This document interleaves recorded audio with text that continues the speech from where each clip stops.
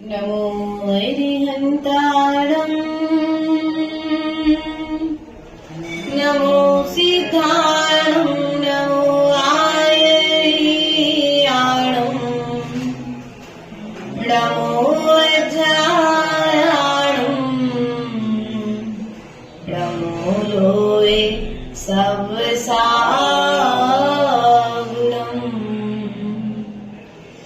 वन्दितु सर्वसिद्धे द्रुमचल मणुभवङ्गै पते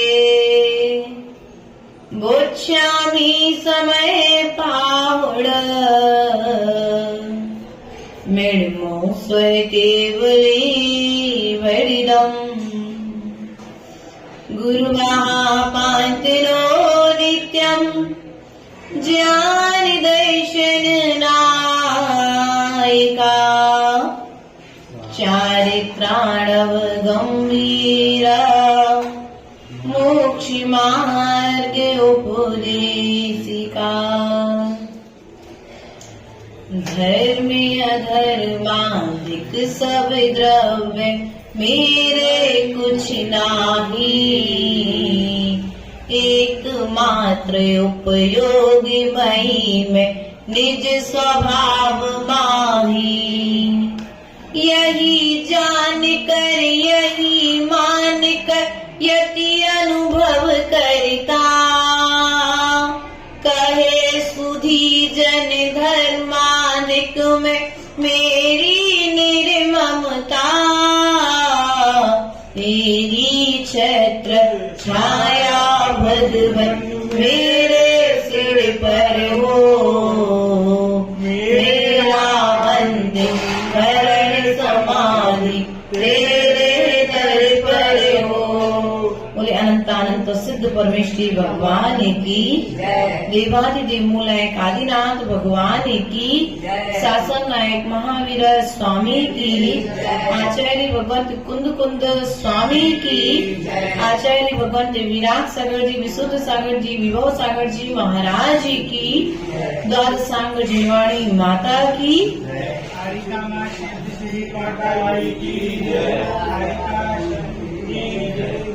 प्रिय बंधुओं आचार्य भगवंत कुंद कुंद स्वामी समयसार ग्रंथ राज की कारिका नंबर 37 और 38 के माध्यम से आचार्य भगवंत कहते हैं णत्थिमम धम्म आदि अर्थात धर्म आदि द्रव्य णत्थिमम निश्चय ही मेरे नहीं है। कौन? धर्म अधर्म आकाश काल आदि जो द्रव्य हैं ये मेरे नहीं है।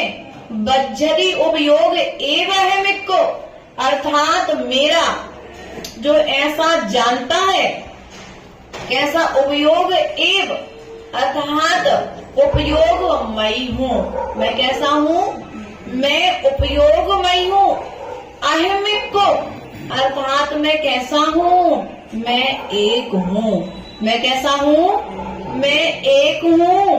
उपयोगमयी हूँ। तम धम्म निमित्तम अर्थात धर्म द्रव्य से निर्ममत हूँ। कौन से द्रव्य से? धर्म द्रव्य से निर्ममत हूँ अर्थात उस धर्म द्रव्य से मैं रहित हूँ। समयस्य वियाणया बिनती अर्थात सिद्धांत आत्म तत्व के जानने वाले पूर्वाचार्य ऐसा विचार करते हैं। जिनको धर्म पर विश्वास है वे धर्म को भी क्या कर लेते हैं? उसमें भी बुद्धि नहीं लगाते हैं। उनसे निर्मत मैं परद्रव्यों से भिन्न हूँ। पूर्वी की कारिका में कहा था मैं परद्रव्यों से जो पर को एक मेक मान रहा है वह जीव मिथ्या दृष्टि है। परद्रव्य को एक सो भिन्न आप को रुचि सम्यक क्या है?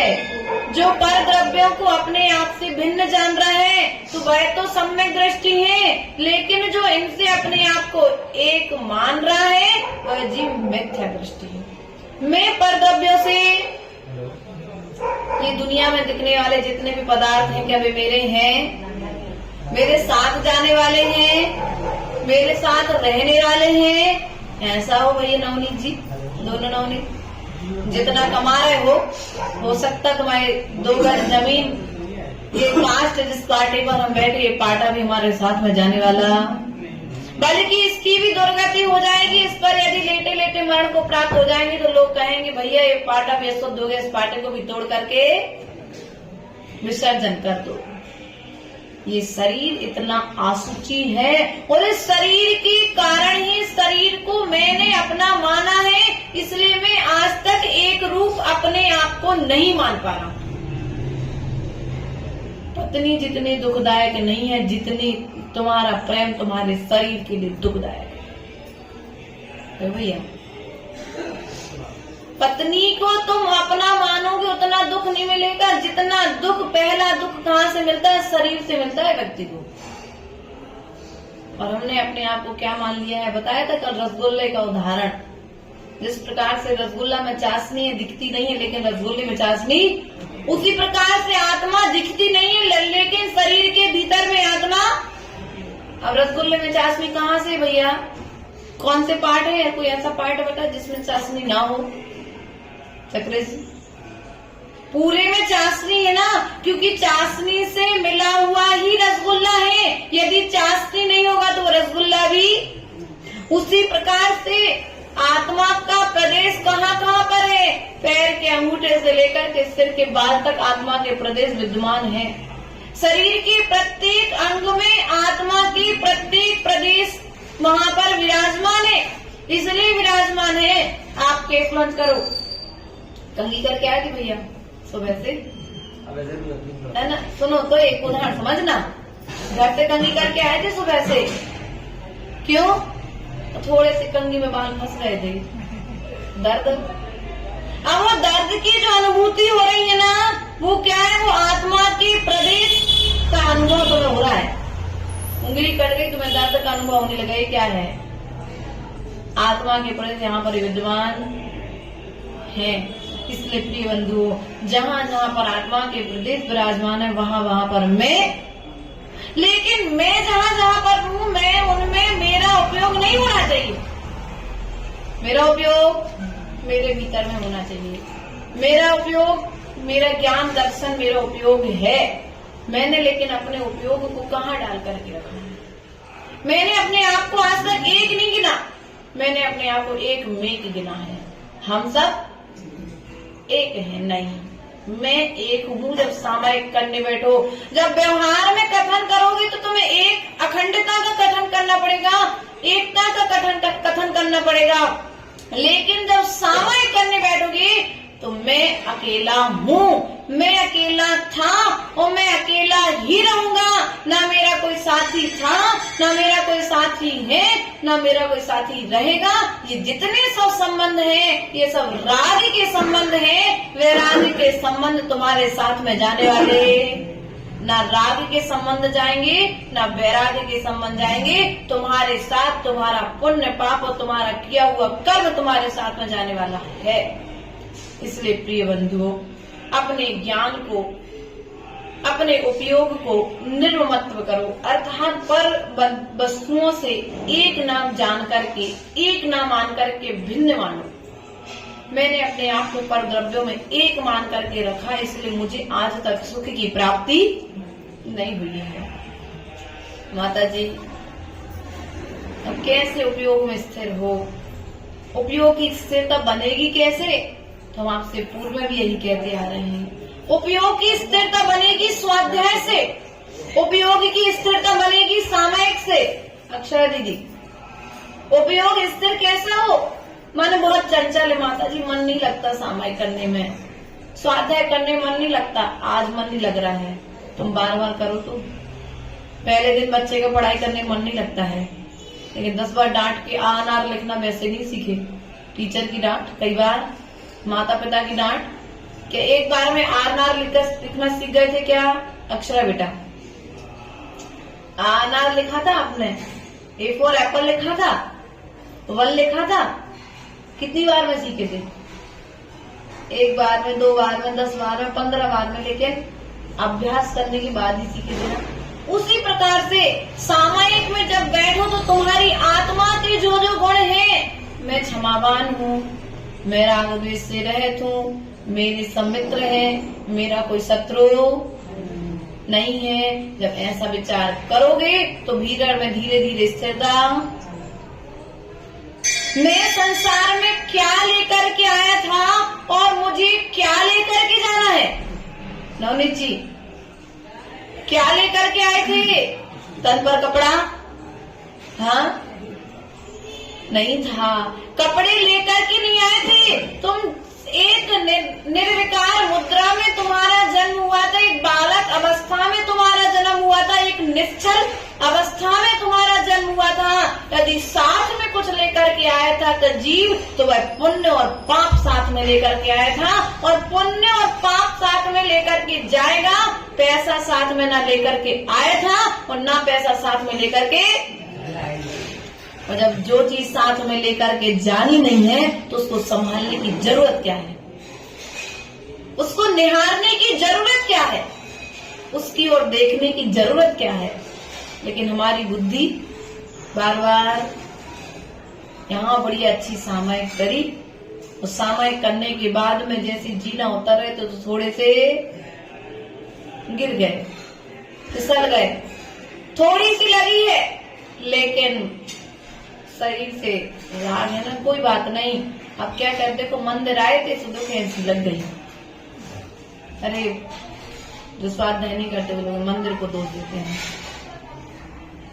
मंदिर नहीं आए होते तुम्हारे संग ऐसो, लेकिन तत्वज्ञानी जी क्या सोचेंगे? चलो मेरा पूर्व में किया हुआ कोई कर्म और आज घट गया, बेटा क्या विचार करोगे?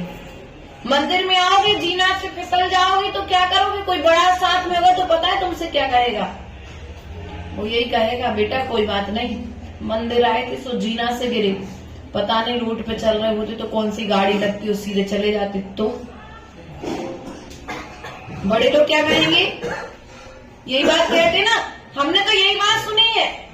ये हम बड़े लोग हमसे कह रहे हैं क्योंकि हमारे भीतर का जो कायरता है, हमने शरीर के प्रति जो राग बना करके रखा है, और शरीर के राग में आकर के हमने धर्म छोड़ देते हैं। अरे कमर दर्द हो रही, अरे तुम कमर दर्द हो रही, भगवान के लिए बैठ करके एक बार 108 बार नमस्कार तो करो, भगवान की 108 बार कमर तो लगाओ, सब अपने आप ठीक। धर्म करने की फुर्सत, सुकर्मों को फिर भोगो। एक कोठलिया बना ली है तो उस कोठलिया में रह गए, जैसे नार की जीव उसको अपने बिल में रह करके अपने दुखों को, सुख दुख को, दोनों दुखों को भोग रहे हैं, वैसे हम अपने किए हुए कर्मों को, मंदिर आने की फुर्सत नहीं, तो किए हुए कर्मों को वहीं पर और विलाप करके नए कर्मों का बंद करके अगले की तैयारी कर रहे कि नहीं कर रहे? इसलिए प्रिय बंधुओं, हमारा आपसे यही कहना है, अपने उपयोग को स्थिर करो, अपने उपयोग को पर द्रव्यों से हटाओ। किससे हटाना है शोभा मिठिया जी? पर द्रव्यों से अपने उपयोग को हटाओ, अपने उपयोग को स्थिर करो। जिस प्रकार से अर्जुन को आंख दिखी है, डाली नहीं दिखी। क्या अर्जुन को आंख दिखी, डाली?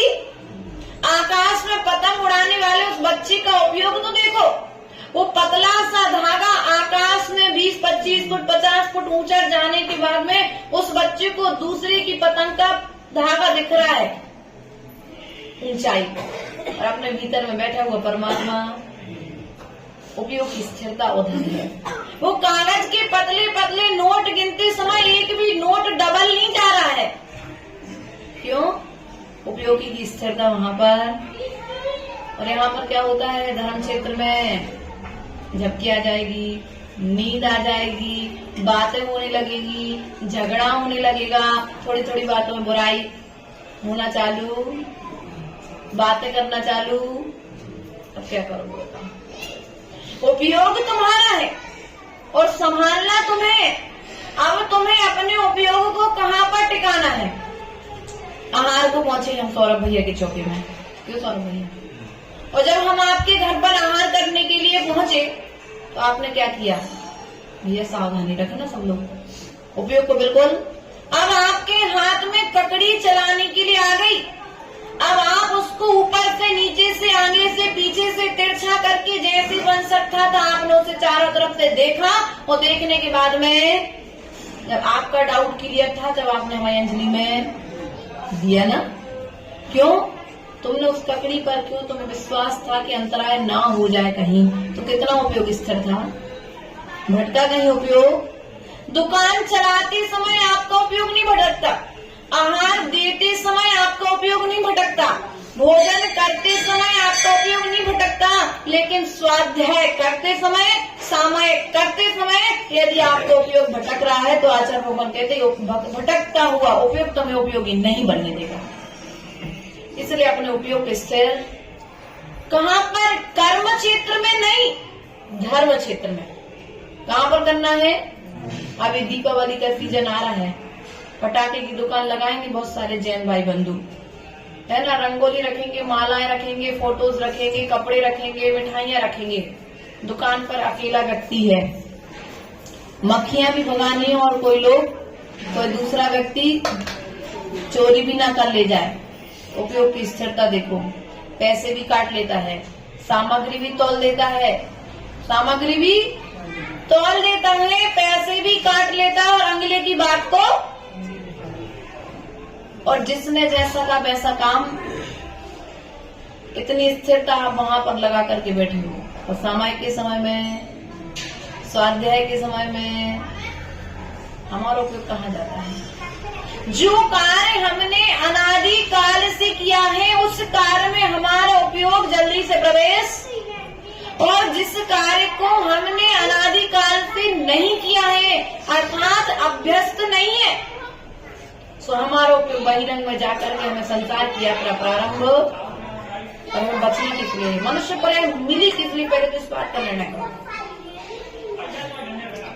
कर्म से छूटने के लिए कि कर्मों से बंधने के लिए? और हम कर क्या रहे हैं? बांध रहे, तुम्हें स्वयं मालूम है, लेकिन फिर भी जिन जिन कार्यों से कर्म का बंध होता है उन कार्यों को करना बंद किया क्या? बोलो तो। अब जब जिन कार्यों से कर्म का बंध होता है उन कार्यों को करना तुमने बंद नहीं किया है तो संसार छूटेगा कैसे? माता जी मन नहीं लगा सामायिक में, हम एक कैसे माने अपने आप की लाने? पति दिखता है, पुत्री दिखती है, पुत्र दिखता है, इतने बड़े मकान में बैठे, किसका? ये मेरा है। ये परिग्रह का बाहर तुम्हारे साथ में जाने वाला नहीं है। तुमने बुद्धि से इन सब चीजों को अपना मान करके रखा है, ये तुम्हारे ना थे और ना होंगे। धर्म के फल से तुम एक स्त्री की चाह करते हो, तुम धर्म तो करो तो 32 स्त्रियां मिलेंगी। कहाँ पर? स्वर्ग में। कहाँ पर? तो 32 की चाय के लिए पूजन प्रारंभ नहीं करना, 32 की चाय के लिए तुम प्रवचन नहीं सुनना, 32 की चाय के लिए भगवान का अभिषेक का कलश नहीं उठाना। तुम तो भगवान जैसे तुम हो, आपके जैसा बनना चाहते हैं, इस भावना के साथ धर्म करोगे तो वह धर्म तुम्हें श्रेष्ठ फल को देने वाला है। यदि धर्म करते हुए भी यदि तुम आकांक्षा कर लोगे तो कर्म का बंध मिलने वाला तो था सुमेरु पर्वत के जैसा, और आकांक्षा कर ली तो मिल गया राई के पहाड़ बराबर। इसलिए प्रिय बंधुओं, हमारा आपसे कहना इतना ही है, पंडित अपने कुंद स्वामी का यही कहना है कि उपयोग अर्थात मैं कैसा हूँ, उपयोग रूप ही हूँ, अर्थात मैं हूँ। उपयोग किसका है?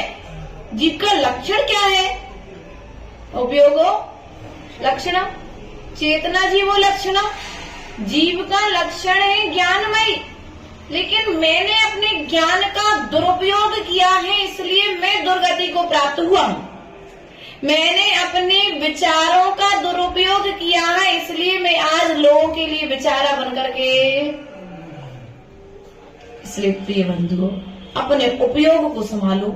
उपयोग संभल गया तो सब कुछ संभल जाएगा, और उपयोग बिगड़ गया तो सब कुछ।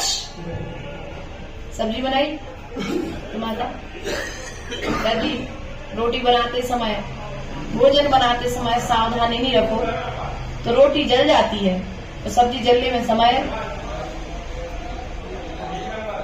लगता है क्या सोमवार बिटिया जी? नहीं लगता ना। क्यों नहीं लगता समय? क्योंकि नीचे से तो ताप, पीछे से तो कर्म तुम्हारे पीछे में पड़े हुए हैं। जो तुमने बुरे कर्म किए, जो अच्छे कर्म किए, वे तो तुम्हारे साथ में ही है। लेकिन अब बुरे कर्मों को तुम्हें अच्छे रूप में कैसे परिवर्तित करना है? नीचे गैस चालू है, कढ़ाई रखी हुई है, घी डाल दिया है। अब तुम मसाले डालने के बाद में यदि सब्जी नहीं छोड़ोगे तो मसाला, अब तुम्हें मनुष्य पर्याय मिल चुकी है। तुमने कोई अच्छा कर्म किया था तो तुम्हें जिनेंद्र भगवान की शरण मिल चुकी है। तुम्हें व्रत लेने की क्षमता तुम्हारे भीतर में है, शरीर स्वस्थ है, किसी भी प्रकार की कोई बीमारी नहीं है। लेकिन अभी भी यदि तुम धर्म नहीं करोगे तो क्या होगा? फिर इसका दुरुपयोग करोगे तो जैसे उपयोग भटका तो मसाला जल गया, उपयोग भटका तो रोटी जल गई, वैसे तुम्हारी मनुष्य पर्याय भी बेकार। और बेकार करना कितना उपयोग स्थिर रखते हो तुम लोग? अभी व्यंजन बनाओगे घर पर, है ना? रसगुल्ले हर किसी से नहीं बनते पंडित जी, गुलाब जामुन हर किसी से नहीं बनते, उसकी भी एक बनाने की विधि। कई लोगों के रसगुल्ले डालते इसमें बिसक जाते, उसमें छेना वाले हो चाहे कौन वाले हो। अरे तुम्हारी नहीं कह रहे, हम तो सबकी कह रहे, हम तो सबकी कह रहे। तो वहां पर भी विधि तुम सीख लेते हो जब व्यवस्थित, तब जाकर वो रसगुल्ला तुम्हारा व्यवस्थित। यहाँ पर तुम धर्म कर रहे हो, लेकिन धर्म की विधि जो आगम में बताई गई है उसके अनुसार तुम धर्म नहीं कर रहे हो, इसलिए धर्म का फल तुम्हें मिलने वाला। अब हम लोग कल पंडित जी पढ़ रहे थे, थोड़ा सा विषय से विषयांतरित होंगे। कल एक विषय वसुनंदी श्रावकाचार्य में निकला कि ध्वजा मंदिर का एक चिन्ह होती है। क्या ध्वजा मंदिर का चिन्ह है? जैसे तीर्थंकर भगवान का एक चिन्ह होता है स्थित, उसी प्रकार से कलश और ध्वजा और शिखर ये मंदिर है, इसका चिन्ह है। और यदि एक भी दिन बिना कलश या बिना ध्वजा के मंदिर रहता है तो वह असुर, वहां पर असुर कुमार नाम के देव आकर के निवास करने लग जाते हैं। और बिना ध्वजा से रहित मंदिर में की गई पूजा पाठ जाप अनुष्ठान किसी भी प्रकार के फल को प्रदान, अतः शुभ फल को देने वाले। माता जी पूजा तो रोज करते हैं, भगवान का अभिषेक करते, लेकिन हमारा पुण्य नहीं बढ़ रहा। कारण कहीं ना कहीं बाहर में जब मिस्टेक होती तो भीतर में फल, उसी प्रकार से जब भीतर में हमारे फॉल्ट होगा तो बाहर में भी हमें कार्य की सिद्धि होने वाली नहीं है। जब मंदिर पर ध्वजा नहीं है तो तुम भीतर में आने के बाद भी तुम भीतर की यात्रा नहीं कर पा रहे। व्यवहार की अपेक्षा से समझना, निश्चय की अपेक्षा तो इन सब चीजों को गौर कर दिया जाएगा, है ना? नहीं तो इनको निश्चय से जोड़ लो, अरे माता जी ने क्या कह दिया। नहीं भैया, व्यवहार की अपेक्षा से समझना ये सब चीजें जरूरी है। निश्चय की अपेक्षा से जाओगे तो मंदिर में बैठे भगवान की भी कोई जरूरत नहीं फिर तो, है कि नहीं पंडित जी? तुम्हारे स्वयं भीतर का भगवान जब तुमको दिखने लग जाएगा, भीतर की भगवान की तुम्हें पहचान हो जाएगी, तो तुम अपने अंदर में बैठ करके अपने भगवान को निहारोगे। ये तो मात्र निमित्त है, ये निमित्त हमारे लिए, हमारे भीतर के भगवान को जागृत करने के लिए, ना कि यदि तुम मात्र इन्हीं में पड़ जाओगे तो फिर अपनी यात्रा प्रारंभ। गौतम गणधर को गुरु छोड़ने पड़े तब कहीं जाकर के गौतम गणधर को केवल ज्ञान, गुरु छूटे लेकिन भक्ति नहीं छूटी। किसकी? अपने आत्मा की भक्ति करना प्रारंभ कर दी, अपने स्वभाव की यात्रा प्रारंभ कर दी।